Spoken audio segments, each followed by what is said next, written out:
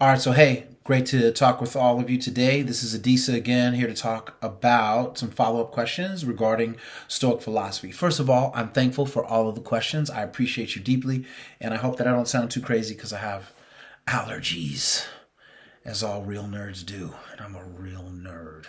So, all right, our first question is from Mia. Why did the work on the shortness of life bring him into Stoic philosophy? Great question. The reason is because I thought it was really profound when he broke down how consistently most of us waste our own time without realizing how short it is and how quickly unsuspecting situations can arrive that make us no longer alive. I remember, I think I was 15 or maybe 14 when the first young person I knew died in a car crash, and I was completely blown away. And when I look at my own life now at the age of 53, I gotta go, wow, there are ways in which I wasted time, right? Assuming that I had more time. And, thankfully, I've tried to use most of it responsibly, but many of us do waste it. And so I found on the shortness of life to be extremely profound, especially like the first 15 minutes if you listen to it on YouTube. So thank you for that question, and I appreciate you immensely.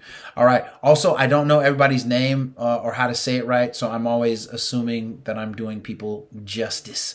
So I believe Vianney says, would it be correct to state that Stoicism strengthens our character and who we are as humans and also affects how we react when confronted with difficult situations? Yes, that is accurate. Since Stoicism is, in a way, choosing to act upon decisions without the interference of emotions, is it true to believe that by letting our emotions influence our decisions, it can negatively impact the outcome of our actions? Absolutely, that is the case, right? We've all had situations where we've responded to people maybe with too much anger, too much sadness, or fear, right? When we could have been more balanced in how we approach the situation. And that can lead to a lot of miscommunication, right? Also, when moving out of anger specifically, things can get out of hand quick. But it can also happen in situations around joy, right? So we could say, again, like a sports show, the Warriors win. Everybody gets excited, but then they start tearing up San Francisco. Hey, the Warriors just lost. Everybody gets upset and they go out and they tear up San Francisco. Both of those things are no good, because when people were happy, they tore up the city. When they were angry or sad, they tore up the city. And the bottom line is the city should never be torn up for any reason, let alone a sporting event. And then final question, do our emotions prevent us from creating bigger social changes in society? I think that the answer is yes, only because sometimes when you are too emotionally charged in social and political exchanges, I think you can turn off the ears of the other person, and then both of you stop listening. So yeah, I think that if we were able to kind of de-escalate and be more genuine and calm in our delivery and our ability to listen, the whole planet could get further. Jalissa, I hope I said that right. How did I get into Stoic philosophy? I had a near-death experience about 6 years ago, and I've always been pretty healthy, so I wasn't used to being in the hospital. And I was like, I'd never been in the hospital except for when I was born. So I was like, what is going on? And it made me ask a bunch of deeper questions. And that's how I got into Stoicism. That was a great question. Thank you. Paloma asked, what is the most important virtue a person can have and why? Not wisdom. I think, well, according to Marcus Aurelius, in the Stoic line of thought, justice is the most important virtue, because he says that in seeking justice, all other virtues are born. So I think that's interesting. And I think that, there's a value to that, because if you're able to Not necessarily. I don't. I think that when we think about justice, like obviously we think about marching and we think about protesting, and we think about all these other things. But you know what? Sometimes justice is just being kind to the person who's being pushed out or made to feel unwelcome. Sometimes justice is making a way for those who deserve a shot but aren't being given a shot. So justice can be this big overarching thing, but it doesn't have to be. Great question. All of these are. Let me see here. Hope I'm saying this right. Esli says, you have a very unique name. Thank you, thank you. It's Nigerian. What does the ideal Stoic look like? So this is a great question, and it's a very hard question to answer. I think, so the oldest book in the world is called, the oldest complete book in the world, I believe, or one of them, is called The Teachings of Ptahhotep. If you seek out that book, only get the one, I think, on Blackwood Press. It's a yellow and black cover. It's very thin. But anyway,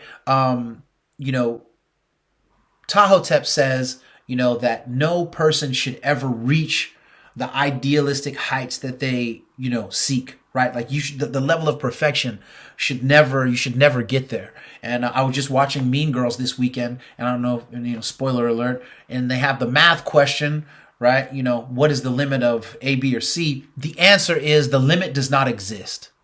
Right. So I think that what does the ideal Stoic look like? I think the ideal Stoic does not exist. These virtues and these practices are for the imperfect human, which we're always going to be.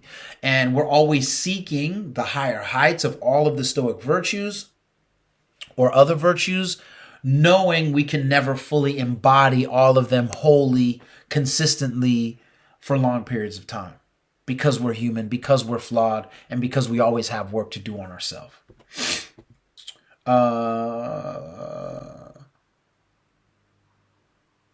Diana asks, what is the ultimate goal of Stoic philosophy?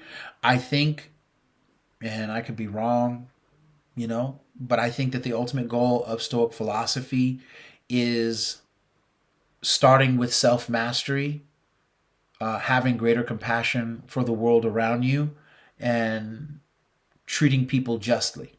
But, obviously, this is a debatable thing. But that's a great question.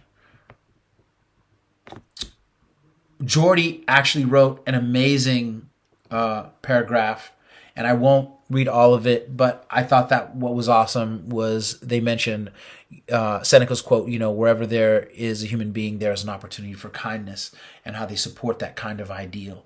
And I think that, this is why, another aspect of why I was attracted to Stoic philosophy, because of the inherent kindness in it, right? That I think that sometimes we either try to be too hard-hearted or pretend we don't feel anything.